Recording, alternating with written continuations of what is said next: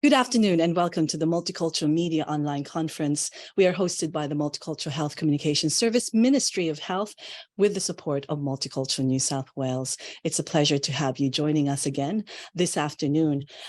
We're pleased to have joining us today, Dr. Jeremy McAnulty. He's joined us, Executive Director of Health Protection, to provide updates on COVID-19, influenza, and other public matters, and to answer your questions. Good to have you back, Dr. Jeremy. Thanks, Jess. And we have also joining us, we're so pleased, Dr. Iman Hegazy, Pediatrician at Children's Hospital at Westmead and Blacktown and Mount Druitt Hospital. Very busy doctor, who will speak about the key messages for World Breastfeeding Week, which is celebrated from August 1 to the 7th. Dr. Thank you Iman, for having me. thank you so much for joining us and taking the time to be with us today. Thank you. First of all, we'd like to begin by acknowledging the traditional owners of the land from which we are all meeting from today. We pay respects to elders past, present, and emerging. We pay respects to Aboriginal colleagues and community members who may be joining at this forum today. And also we pay respects to leaders and elders from multicultural communities represented in this forum. We will do our best to answer all your questions. As you know, we only have 30 minutes, but we'd like to have a very lively discussion. Share your thoughts with us on the chat. We'll also be putting in some links and resources to multilingual information that may be useful for you and your communities. But we'll start now, and please put in your questions and think about the questions that you're going to have for Dr. Jeremy and Dr. Iman. We'd like to start with a question. Dr. Jeremy, we made it to August. We're here, and there's only a few months left to go of winter. How are we going in terms of COVID and influenza? Yeah, well, it is winter, and winter is typically the time you get lots of respiratory viruses, bugs around, and we've seen plenty of that this winter. In terms of COVID, we saw a peak around May, and we've seen a decline in cases of COVID since then, which is good, but it's still around. We're still seeing people admitted to hospital with COVID, but we're past that peak we had earlier in the year. You might remember we had a peak back in Christmas time and then another peak in May, and it's been declining since then, which is good, but there are still cases of COVID around, so be careful. With another infection called RSV, which is a common infection in all of us, but particularly affects small children. That's still around too. That causes fevers and respiratory symptoms, so runny nose, cough, something called bronchiolitis affecting the lungs, particularly in small children, which can be very serious. That's been stable. It's declined slowly, but there's still a lot around. And we're still seeing people, particularly children, presenting to hospital and being admitted to hospital. But the main problem is influenza, which is still around. It's at moderate levels. We saw it peak in July, and it's been declining since then, but particularly with the school holidays, that led to a bit more of a decline. But it's popped back up again in school-aged children just a little bit in the last week or so. So we're still seeing lots of flu. Now, the important thing is to prevent those infections because they can be very nasty and people can die from them. So important to make sure you and your children are fully vaccinated against all those things. Check the recommendations, but having a flu shot for this. We've unfortunately seen lower rates of flu vaccine uptake this year. So really urging parents and anyone in the community who wants to not get flu or to get less severe flu, to get a flu shot. It's simple, it's available from your GP or pharmacist, and make sure you're up to date with the COVID vaccine as well. Yeah, well, thank you, Dr. Jeremy. And Dr. Iman, that's what you do. You're a pediatrician. You see a lot of children and parents, and it's an important message. And how do you try to encourage parents to do this? Because yes, as we said, we still have only months left for winter, but still important to get vaccinated. Certainly, the burden of influenza and to a less extent COVID, also to RSV, is high this season. It's slightly less than last year, which was massive, but it's still high. We still see the actual infection, the complication of infections with RSV and RSV bronchiolitis in particular, where babies under 12 months get extremely sick with it. Influenza is presenting with with more sort of severe range of symptoms and influenza complications as well, compromising the majority of our hospital admission, I would say the last 2 or 3 weeks, RSV, bronchiolitis, and influenza and its complications. We try to be opportunistic in delivering the message to parents whenever we see them for any other cause. We always remind them with vaccination. We are lucky to have vaccine against influenza, not yet against RSV. So we do what we can do. But it's important to remember that vaccine is available, if it's effective, it's safe. And most parents are keen to protect the children, just need the reminders. You need the constant reminder that the service is available and it's mostly free. That's right. And Dr. Jeremy, people have had COVID, parents, and sometimes they've had more than once or twice because of the kids getting the virus in schools.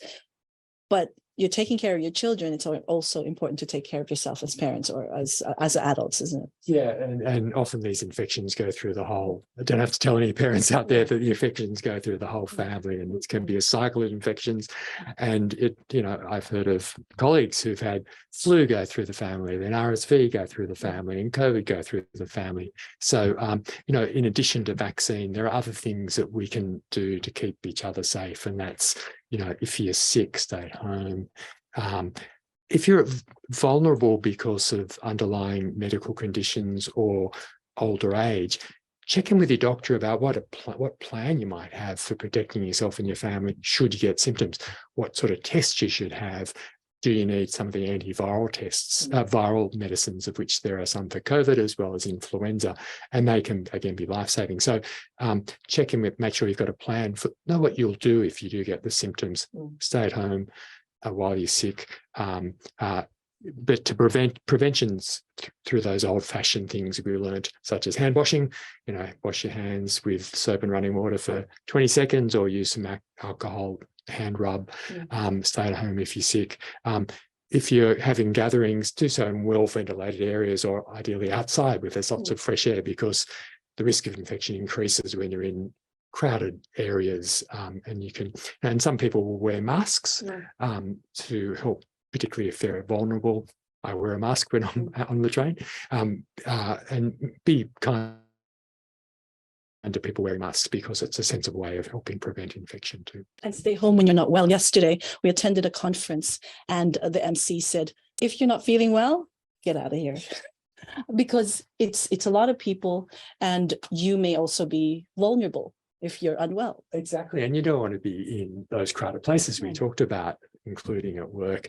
And nowadays, one of the things we did in the last few years is learn to work from home. And so if you're in a position where you can work from home, choose to do that if you're not particularly unwell, but you might have symptoms. Thank you, Dr. Jeremy. Now, Dr. Iman, it's the beginning of August. My God, it's 1st of August yesterday, which was the start of World Breastfeeding Week, which is the focus of today's the forum. What are some of the things that pregnant women or new moms need to know about breastfeeding? Because this is quite an important kind of journey for women. Yeah.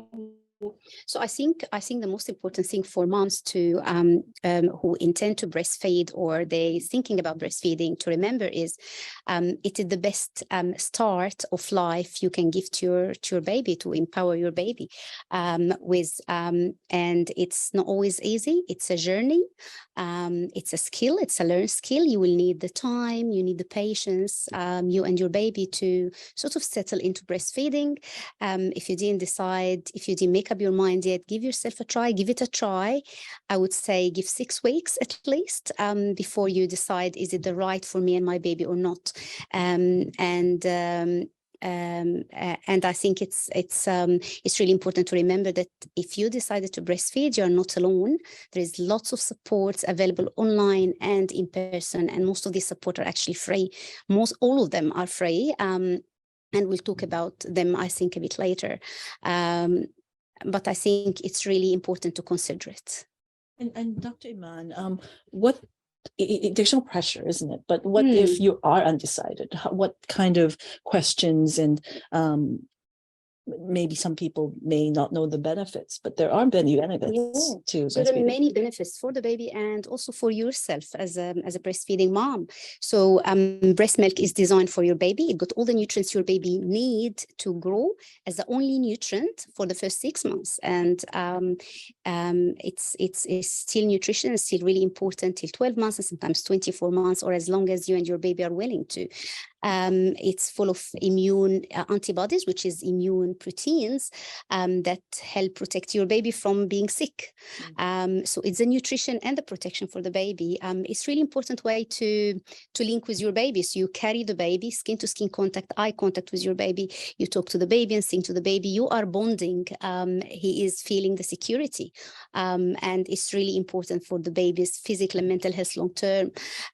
For the breastfeeding ladies, many of them do not know, but it's really helped to get her shape back, or get her weight back to where it was before she started being pregnant. And internally, it helped the womb involute or go back to where it was before pregnancy. So it's very helpful physically and mentally to mom and to baby. I also want to ask, and I'll ask Dr. Jeremy as well, you know, aside from the moms, there are people around you, your family who's involved. What do you do for carers or who don't know what to say, or when there are, well, for fathers or grandparents, there's no pressure. There shouldn't be any pressure at all to but give the right information, isn't it? So, having support is really important. So, partners, the father of the babies, the breastfeeding moms, mothers-in-laws, aunties, people surrounding us. It's really important to have this support. They can do a lot. Some of them are not sure what to do. So it's really important for ladies who are planning to breastfeed to know what to ask for. So things like carrying the baby when mom is having a shower, having a nap, preparing a healthy meal that the mom doesn't have to prepare herself. Looking after the baby when mom is having a little break, attending breastfeeding classes like in your local hospital, or your or reading some information online while you are pregnant to understand what's going on. And if you cannot do anything, just be supportive, emotionally supportive, and acknowledge the journey, acknowledge the struggle, and be there. And might add, it's good for people around new babies, and I'm a grandfather myself now, getting vaccinated against those diseases that you might pass on to children unwittingly is really important. So whooping cough vaccine, flu vaccine, COVID vaccine for yourself as a new grandparent or uncle or something else is so important for protecting the baby. And like, as we talked before, if you're sick, you know, just stay away from the baby until you're better. And also, you know, always, you know, good hygiene is important. We got a comment here. Congratulations, Jeremy. This is from Julia Lees. But I think that is important, where we're not only just thinking about ourselves in terms of vaccinating ourselves, but the people around you, especially with young children.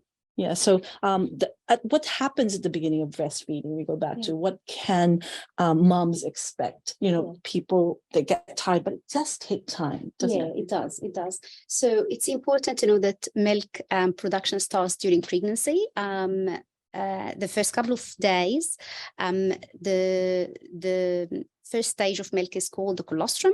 It's a really concentrated, very rich in nutrient phase of milk production, but from day 3 to day 4 the actual milk supply starts, and moms will notice that babies tend to want to breastfeed a lot. They are on the breast all the time. That will help the baby, that will help mom supply to come in and the milk to come in. So there are stages, and there's different feelings come with these stages. But also there's a lot of emotions, like you said. There's a lot of feelings and emotions. What if you do feel like you need to talk to someone? It's important for people around them to be also very aware. So there are many sources of help available that is free. It's available online, it's available in person, it's available over the phone. we'll start by New South Wales Health. There is a Breastfeeding Your Baby webpage. It got lots of resources available in English and also in other languages like Arabic, Vietnamese, Chinese, and Nepali.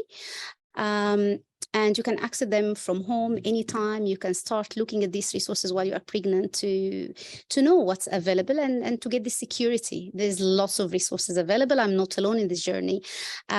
Your local child and family health center or service, they have in-person and over the phone breastfeeding counselors. Some services like Helaratne or Trazilian, many people do not know about, but they are available statewide. They are free for Medicare card holders. And they provide excellent service. I refer many of my patients to in-person service, online service, and sometimes they stay for certain situations. And the most important is the Australian Breastfeeding Association. It got a fantastic website, lots of resources. They have a hotline that lactating ladies can just ring anytime, day or night. It's free, 24/7, and you can use a free translating and interpreting service as well to access this over the phone support.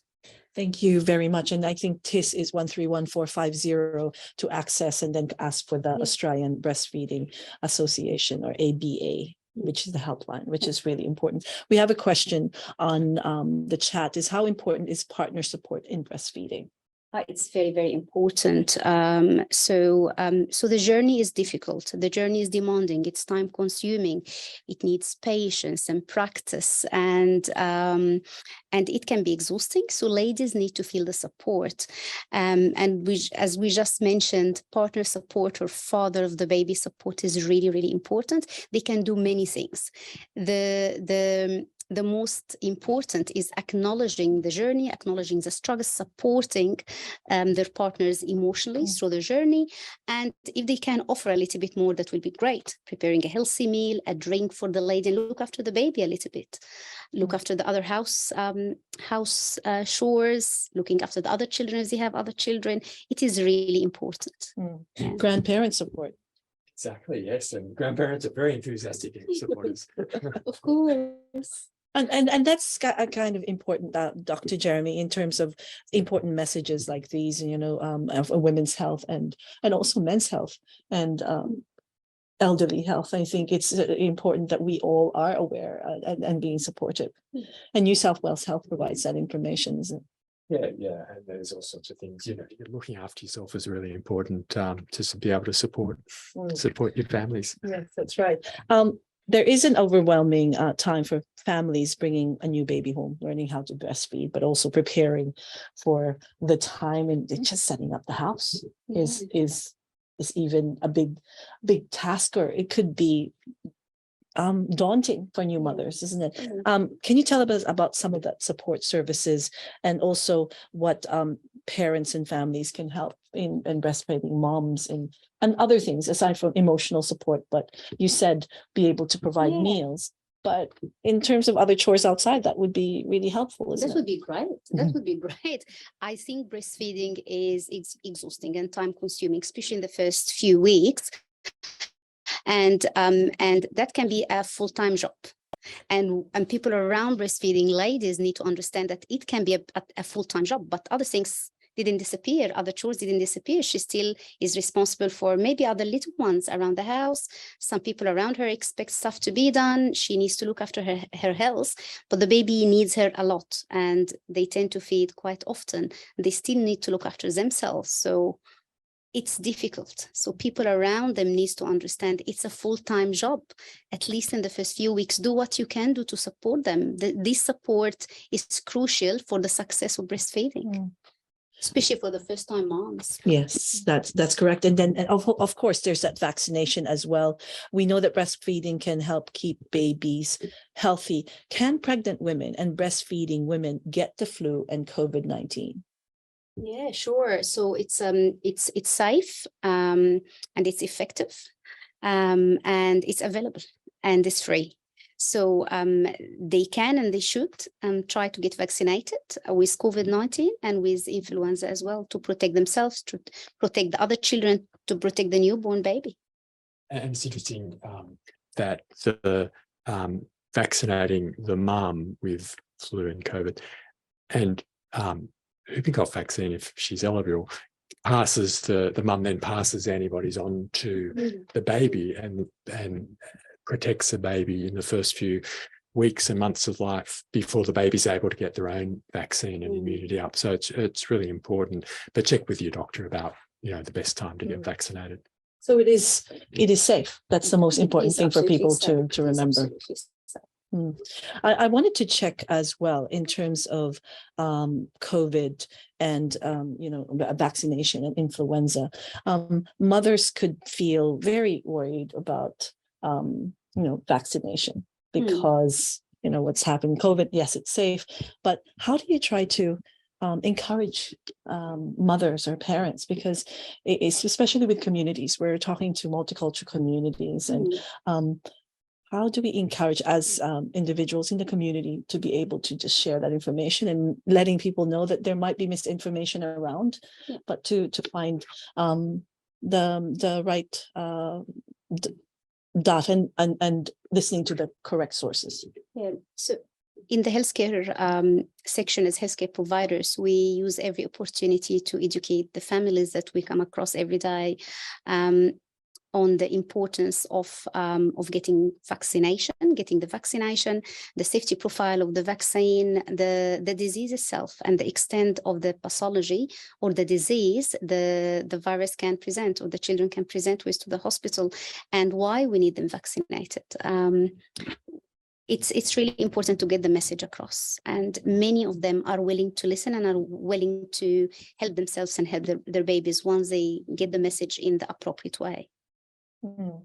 Yes, and misinformation, we've been there before, and it's continuing. Yeah, it's very sad because vaccines are just one of the most amazing gifts we have invented that save countless millions of lives around the world, and it's just so heartbreaking to think that people are getting this wrong information that might put them off getting vaccinated or encourage them to delay vaccination, particularly for small babies. I mean, if you talk to older people who were around when polio was around, or even smallpox was around, or even just a few years ago before we had high rates of vaccination and we saw lots of measles and whooping cough for which little babies die, it's just terrible. So we've got this wonderful public health measure that we just need to just be so great if everyone could get vaccinated, because it would see so much less disease and so many fewer people needing to get hospitalized and the intensive care that sometimes they need. Yes, I remember when I was a kid,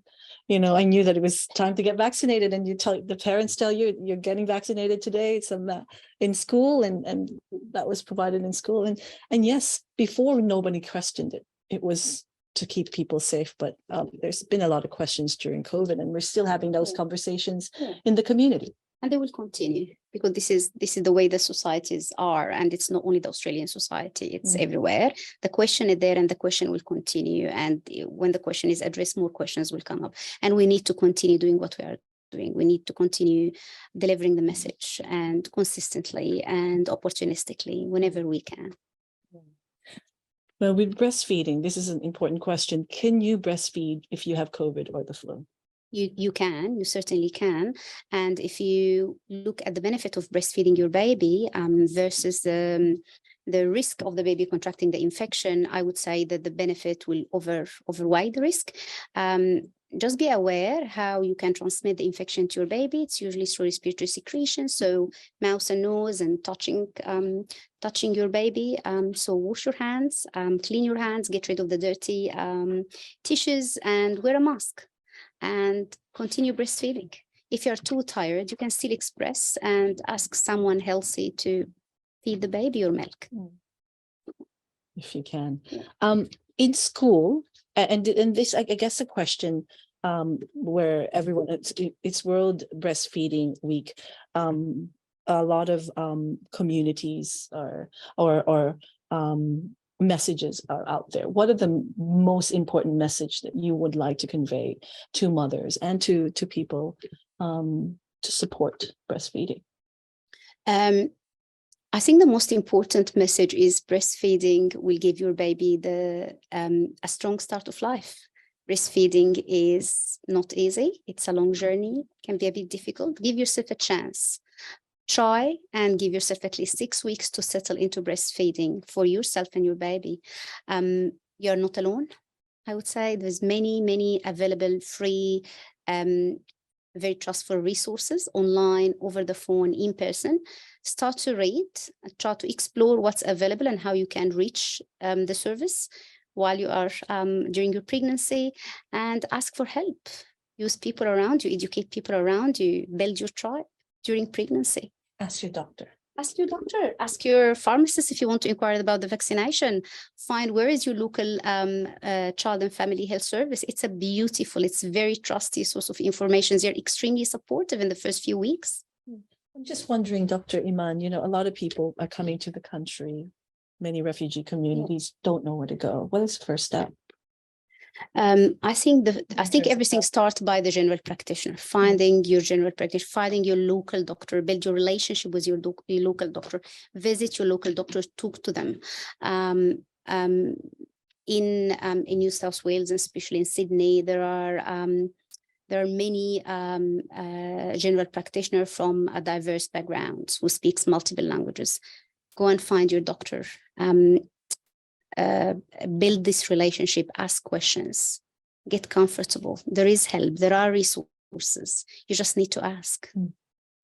And Dr. Jeremy, in terms of, this is one of the important weeks that we're trying to promote in New South Wales Health, but in terms of from a New South Wales Health perspective, how important is it for communities to be aware of messages like these and to deliver it to their other doctors and communities? Yeah, I guess one thing that I've learned in recent times is we might do communication from the health department, but it actually doesn't reach the people on the ground who need it. And so those other channels, particularly multicultural media, social media, the GPs, the midwives, the people on the ground, the community leaders are just such an important word of mouth way of connecting with people and getting messages out. So, you know, talking to your friends and neighbors and family members and stuff you might know, but they don't necessarily know, particularly if they're new, and helping them link into that GP, because sometimes it can be hard to find a GP, can't it? So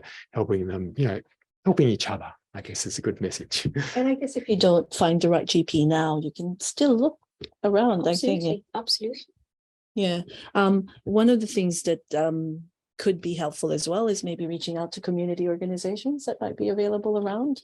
There could be. I think the problem is being aware of what's available. Not the service. There are many services available at the community level, but reaching, getting the message across to people from diverse backgrounds, what is available, how to access services, and building this trust in health is really important. Do you find that, Dr. Iman, being, you know, coming from a multicultural background, what is it that you see with communities? So people from multicultural background are very diverse. So some people stayed in Australia for 20 years. Some people stayed in Australia for 10 days. And some people are very well supported. They have family and friends, and they have community organizations that continue supporting them and provide that health literacy. Some others are less lucky and less supported, or less comprehending to what's available and their rights and their children's health rights. So certainly we see diverse presentation, and we do our best within the public hospital system and the private land to educate and link them to available services. And sometimes we have to explore the available services ourselves to be able to link them with allied health services within our hospitals. Do fantastic job in linking families from diverse backgrounds and more vulnerable backgrounds to services. And yes, and there are healthcare interpreter services available that are online, which GPs can access to provide that language support, isn't it? Certainly.